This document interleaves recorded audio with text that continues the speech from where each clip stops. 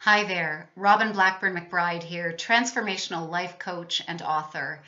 And the topic that I am going to be speaking with you on today is the topic of confidence. So, this is the second video or vlog in my series on clarity, confidence, and results. And confidence is so important in the dream building process. This talk is really about embracing your own authenticity. Because when we do this, this opens the door to greater and greater levels of confidence. So I am going to absolutely speak to you about ways that you can do that. This is for sure not a talk on being a round peg, attempting to fit into a square hole. Now, on the subject of the round peg square hole, we're not going to consider external forces with the attitude of blame. I mean, you and I know that social conditioning plays a very large part in who we become as adults. And you and I know that there's an authentic part of you, a sense of your purpose, a sense of your mission and calling that doesn't always match the social conditioning. Okay, so part of moving forward in the dream building process is being able to confidently recognize the patterning that is powerful, that supports our forward momentum, and the patterning that no longer serves us. We want to learn to differentiate between the two sets and release old patterns that no longer serve us. And it takes courage and confidence for us to do that. So today, first, I'm going to begin by giving you two behaviors to avoid, actually. I'm calling them behavior traps. And incidentally, if you would like to read a version of this week's content, by all means, go to the blog page on my website. There is a written version of this in place for you there. The first behavior trap that I encourage you to watch for, and if you find yourself doing it, avoid, is the temptation to be a copycat version of somebody else. In other words, to be an imitator. Now, you might think, well, it's obvious I wouldn't be a copycat version of somebody else. But let me just unpack this a little bit. Often we are in a position, particularly if, well, let me just say the fact that you're watching this video indicates to me that you're somebody who's interested in personal growth. So that being said, it's quite likely that you have worked with teachers, perhaps master teachers, and it can be very tempting at times to imitate and actually find ourselves copying the teacher. In fact, when we're little kids, that's a very legitimate phase of growing up and learning. And even as proteges, when we get out in the world and we're training with people who we respect, it's a legitimate phase.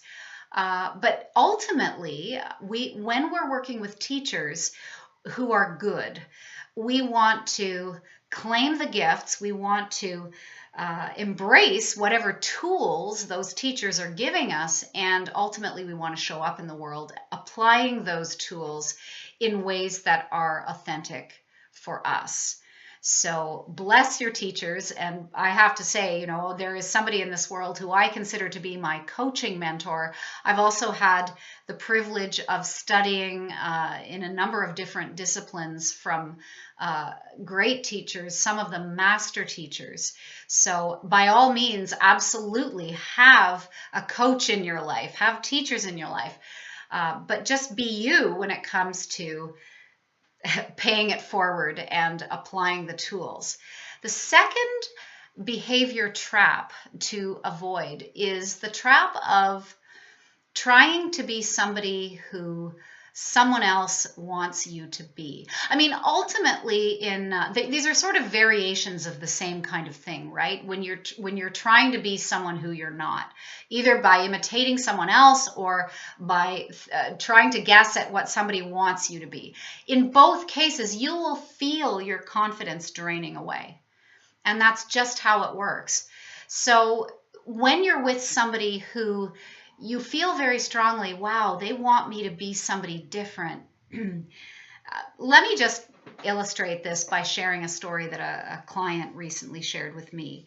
And, I will just say that this particular client is amazing at what she does. I serve people in all walks of life. A number of people who come in to work with me in a coaching context are in sales, and this particular individual is also in sales. And she pointed out that any time in her past when she has begun to capitulate to her own client, when she's felt that the client wants her to be a certain way that she isn't, and she in fact has attempted to be that way that's not authentic for her, it's a muted version of her. She's not bringing her whole set of gifts to the table. And very often those clients end up going away and the deals end up not happening. So really important for your confidence is don't capitulate and try to be somebody else wants you to be. Be you. And that way, the people who are meant to work with you will resonate with you and show up. You want to be putting out that strong, authentic signal.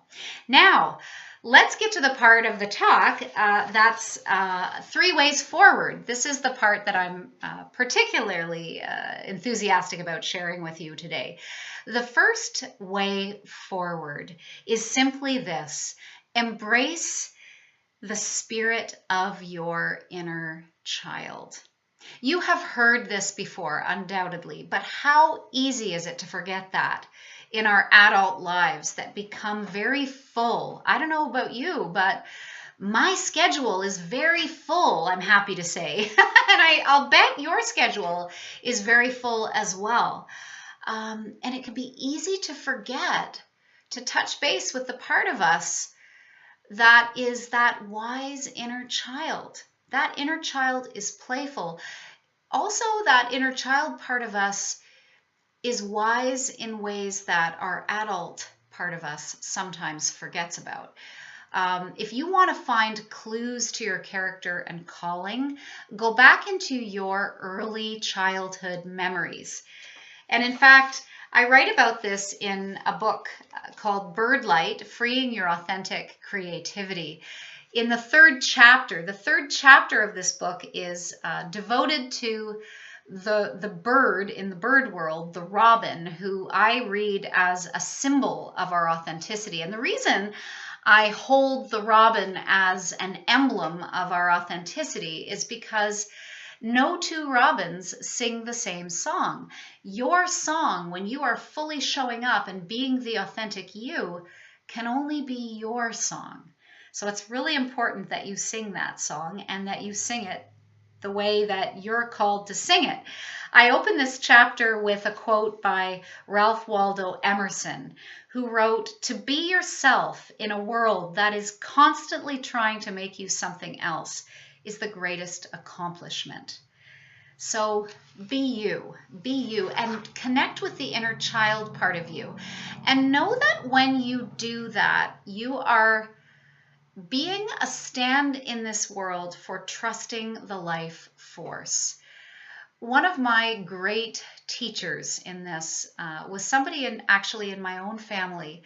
My mom's father, my maternal grandfather, I knew him as Grandpa John, and he was somebody who later in life, which obviously is when I knew him, later in life really deeply connected with his own playful inner child. He was a very, very playful person. And I want to add that he was also someone who I never, ever thought of as old, ever.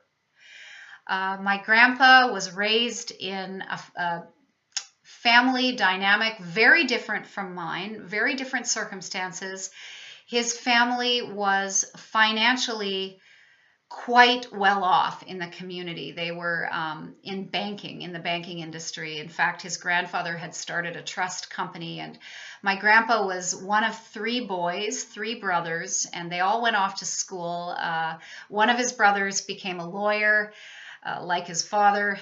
The other one became a business person, and my grandfather became a doctor.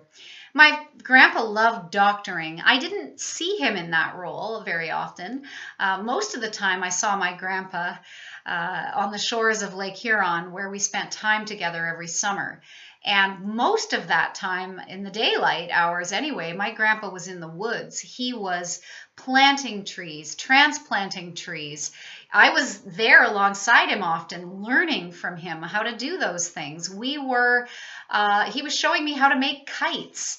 He was showing me how to tap into the clay banks and create a whole system of fountains of running water in the side of the bluff by the lake. These were the kind of things that my grandfather did. And I just simply loved being by his side. So I share this with you because he embraced his authenticity. I told you about his upbringing. You can imagine there were a lot of rules that went along with growing up in a family like that. Well, by the time I came along, I will say that my grandpa was somebody who showed up most of the time in baggy blue jeans and a bright yellow sweatshirt. He was not the guy who was going off to be head of the board somewhere. He was not the front runner in his community for volunteerism. But I will say that he delivered a lot of babies. And he planted a lot of trees. He showed up and he served in the ways that he was called to serve. And so when I look back on my experiences with that individual, I see that on the surface, I've actually turned out, when it comes to the particulars, I'm a really different person. I don't usually show up in a bright yellow sweatshirt and baggy jeans, and I don't watch football very often either. And I am currently not in the habit of playing cribbage and all the kinds of things that my grandpa and I used to do together. The point is not that I became like him, but that in his presence, he helped me to be confident in me and embrace my own gifts, my own skill set, and move forward. And when you're confident and you connect with your inner child's sense of play, you're a gift to others. And you and I have no idea how many ripples in the pond that creates in time, and the generations that blesses, the generations that come after us. So connect with your inner child. Connect with that sense of inner wisdom that you have. The second key, a wonderful way forward for you to develop your confidence, is very closely connected, and that is embrace your sense of fun. Fun is a core value. This is a value that I have to remind myself of very often. Because I get very involved in my work. I love what I do. Those who coach with me know that I am a coach who plays full out. And obviously there are lots of roles that go along with coaching that make this, are part of this work in the world. And so I have to remind myself every day to make opportunities to have fun outside of that. Yes, my work is fun, and there are also other things that I love to do that are fun. And so what I want you to do is right now ask yourself, what could you do between now and when you lay your head down on the pillow tonight? What could you do simply for fun, even if you have 5 or 10 minutes most? Could you flip through a magazine and pull out some pictures that light you up? What could you do?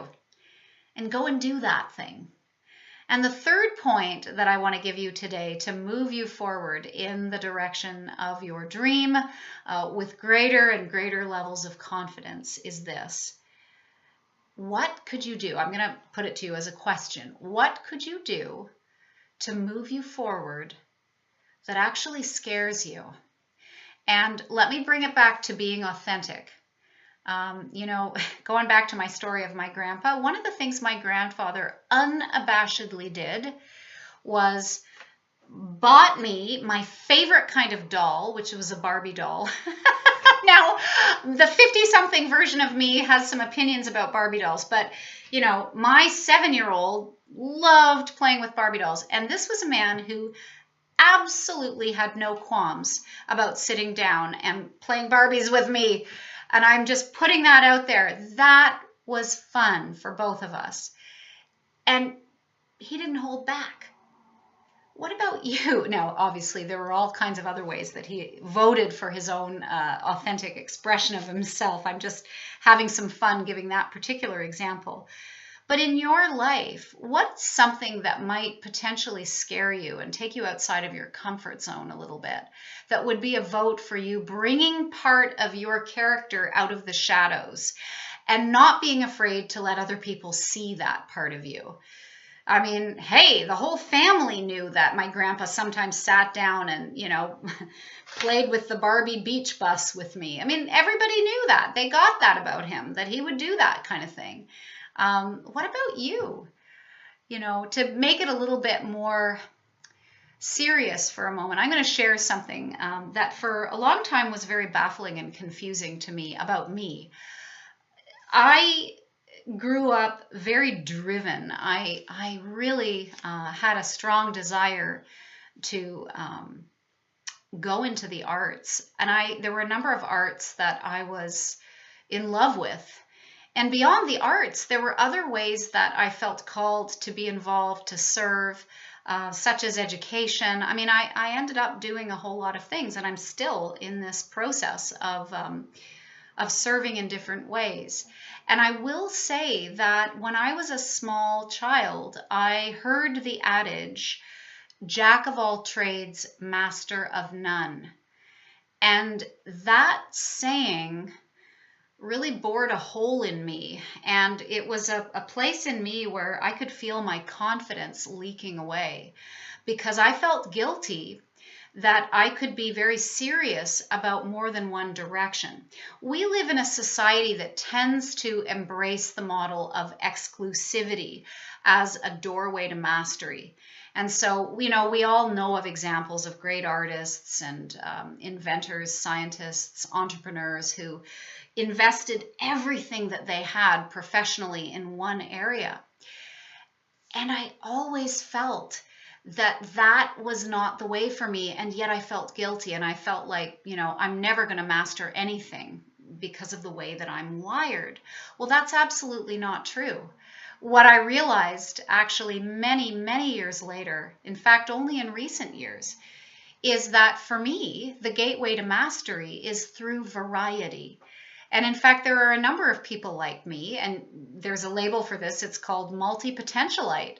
And that is, for me, what causes me to rise and lean in and stay committed to mastery in my work. So if you want to work with a coach who's absolutely committed to playing full out for you, I'm the coach. At the same time, I am increasingly willing to admit in rooms full of people that I'm a poet, that I'm a fiction writer. I have a novel coming out. This is a dream come true for me. There are a number of ways that I show up in the world professionally. And that was a scary thing for me to embrace for many years and bring out of the shadows.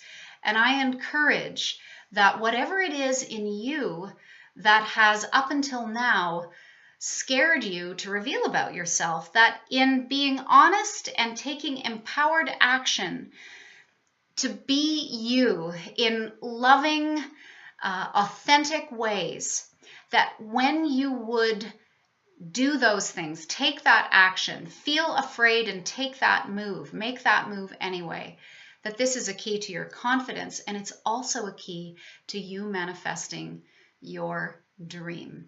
So I hope you've enjoyed this talk. The keys that I've emphasized in this one: embracing your inner child's wisdom, committing to having fun on a daily basis, and taking some action steps that feel scary but will stretch you in service of your authenticity and the realization of your dream.